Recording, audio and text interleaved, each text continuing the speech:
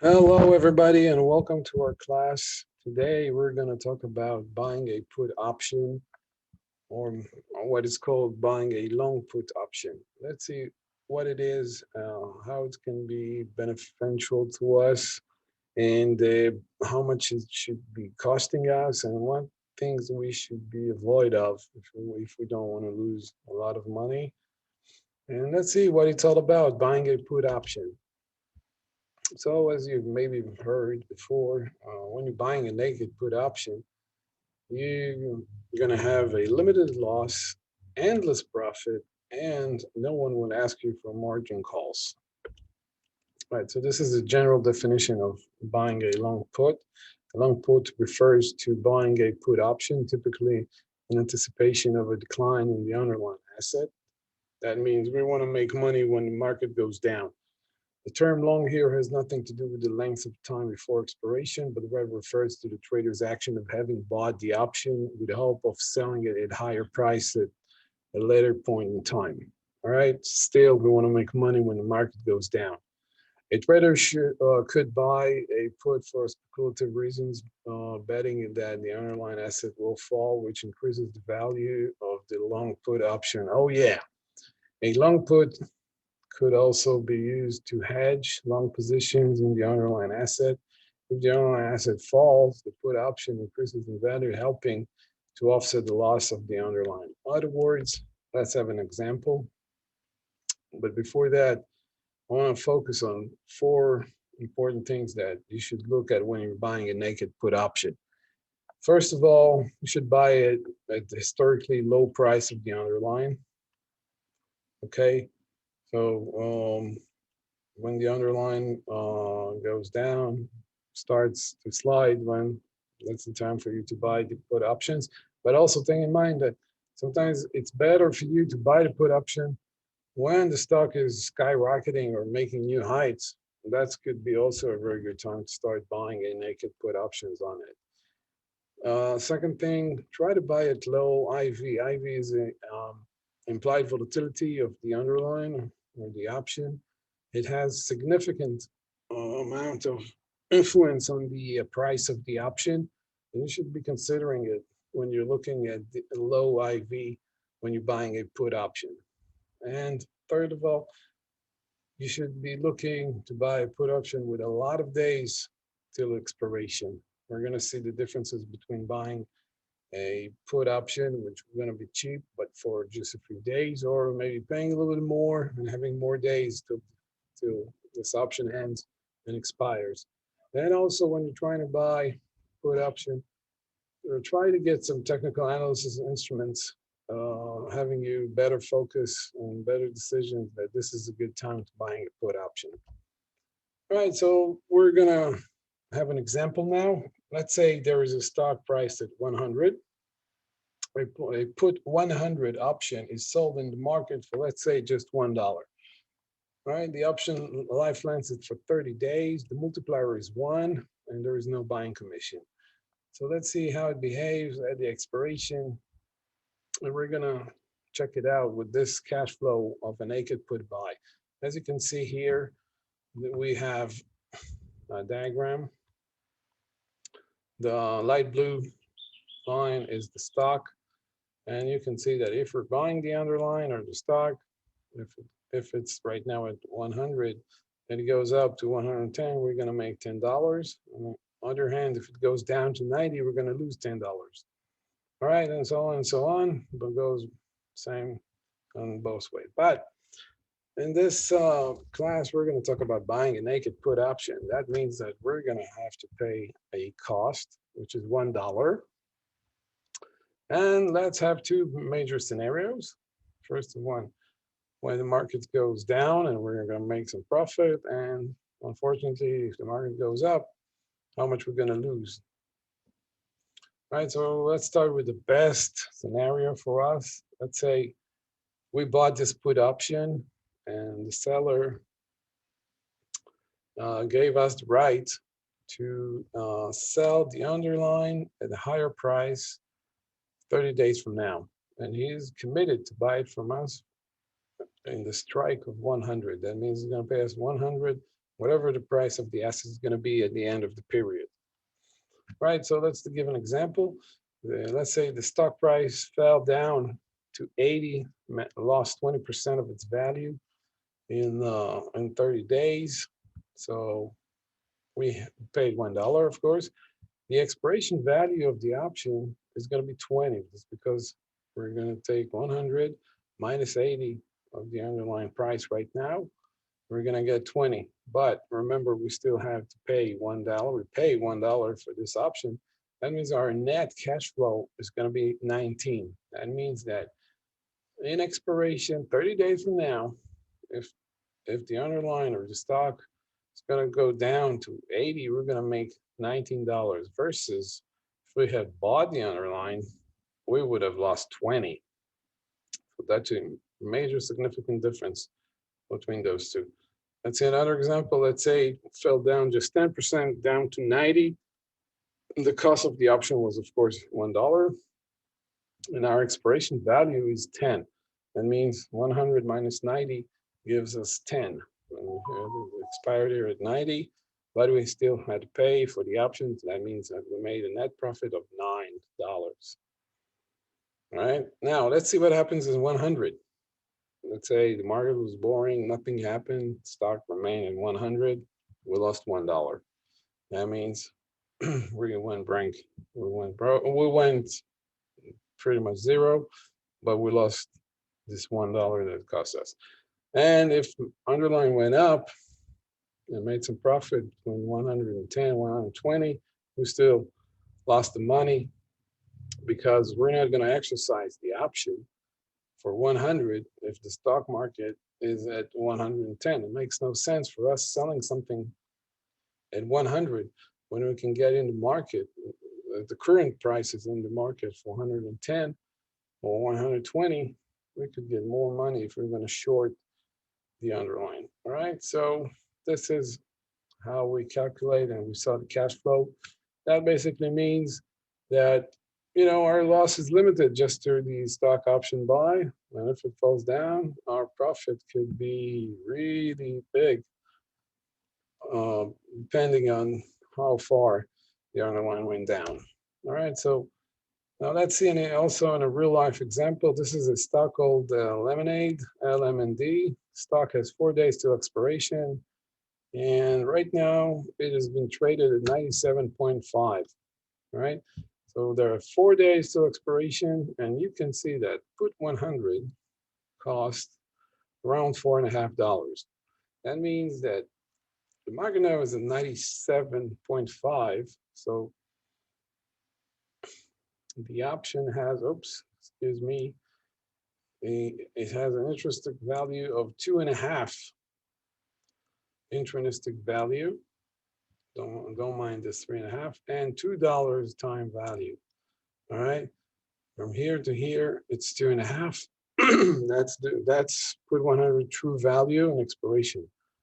If the expiration was today 97.5, we would have gotten back $2.5.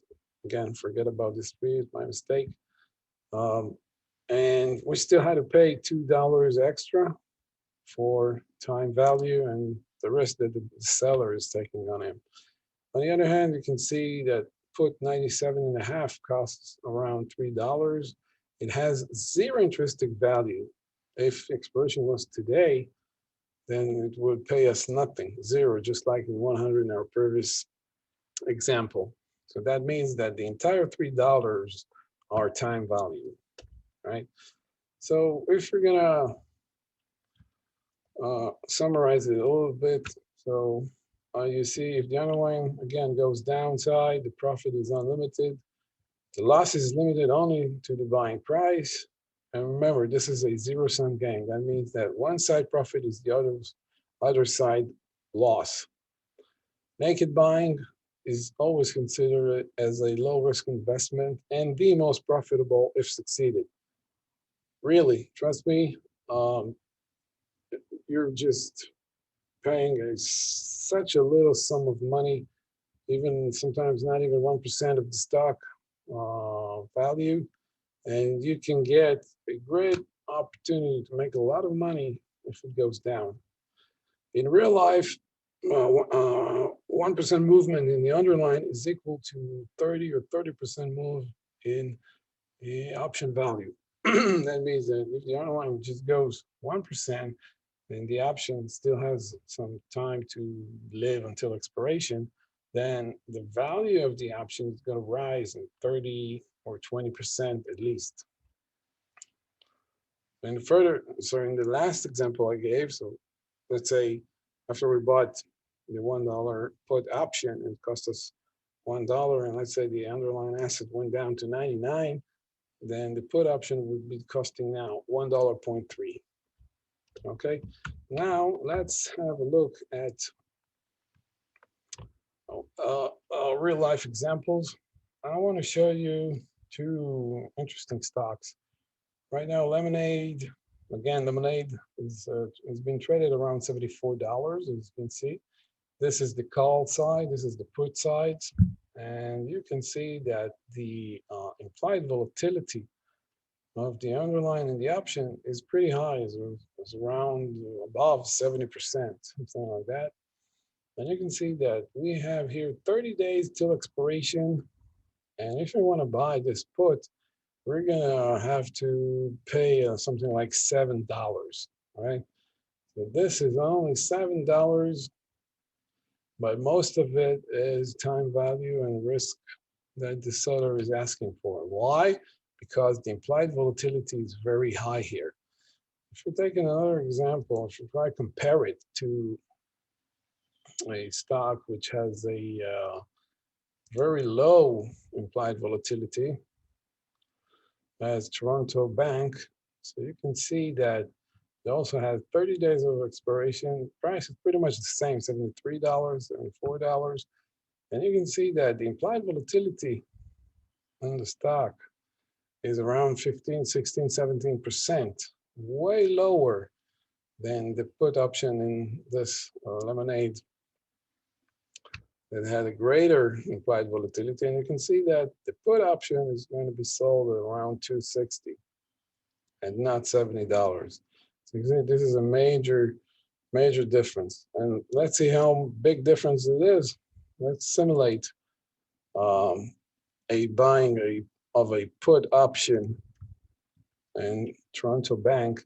So you can see that the underlying right now has been traded around $73, and we're going to pay $2.70 for 30 days. And that means that we need the underlying, the stock, to go down $2.70, and then we're going to enter our break-even point. Then from this point and down, we're going to make some profit. We're going to make $100 for every point that the underlying is going to go down. Right, so we're paying a premium of just $2.70. Now, if we're gonna, now let's say that compared to the Lemonade stock, and let's pretend that we're trying to buy this put option, and we're gonna analyze like we're gonna buy a single put option, then you can see here that we bought it for $7.40. Let's say just $7, right? And the stock has been traded now around 74. Okay, 75, something like that. And we paid $7 for it. So that means that we have to take down $7 from 75. It's going to bring us to 68. And that means that we lost $7 until we're going to make any profit if the underlying goes down. So that's a big kind of big difference. $7 and just less than $3. Then you can see that the high implied volatility in the stock options makes a significant difference in your profitability when you're buying put options. So that's the key. That's the most important thing I wanted to show you today is to always look at the implied volatility of the underlying and try to buy it in as low as possible implied volatility as you can find. That means you're going to pay way less for this put option. And that's it. I think generally, again, I think it's a great strategy, but you have to be pretty sure and pretty confident that the underlying is going to go down. Um, I personally also think that you should not buy put options when the underlying already went down significantly. You see in this example, you should have bought the put option on lemonade here when it was around $100. Of course, I'm very smart after days, but when you bought it here, then you could have made a lot of good profit. Now in this position here, I would not be seriously considering buying any put options again because you can see the stock is starting to rise a little bit. And we should wait until it reaches 100, and then we should be considering maybe buying the put option again. Okay, so let's see now the example how this put option can hedge us. Let's say that we wanted to buy TD, the Toronto Bank stock. It's costing us right now around $73, and we bought the underlying asset. Let's say it was $74.73. So you can see here in the graph that this is our break-even point. If the bank and the stock rises up, we're gonna make money. You see if it's gonna reach above a little bit above 80, say 83, $84, we're gonna make around $1,000 profit. But this is only the underlying. You see, if the stock falls down, we're gonna lose. We're gonna lose, depending how much it went down, but we're gonna lose money. If we don't want to lose a lot of money, then should consider buying a put option on this asset, and we can analyze and see how it works. So let's go now to trade. Let's say we want to hedge the underlying for 30 days.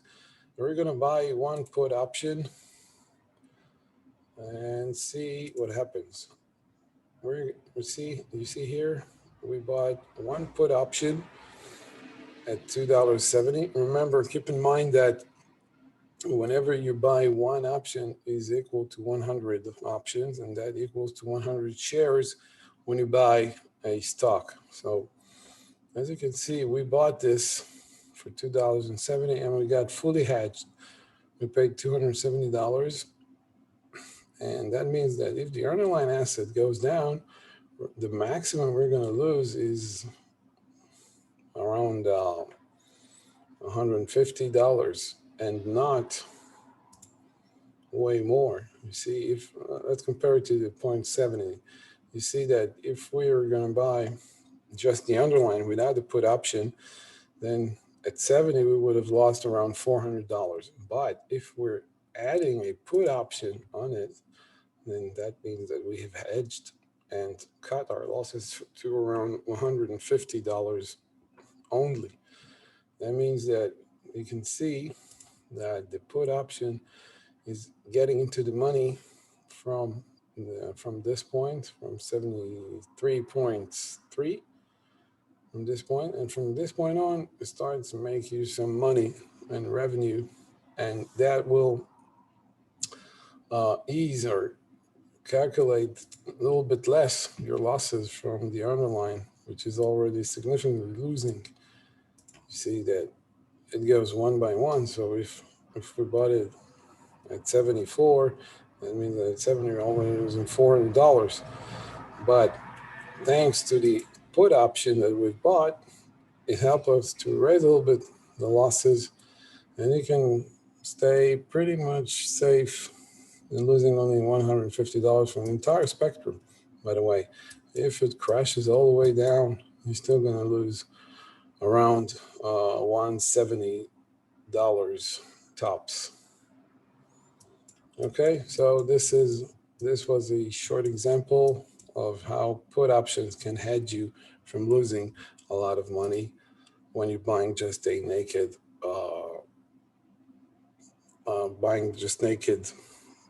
stock. All right, so that's it.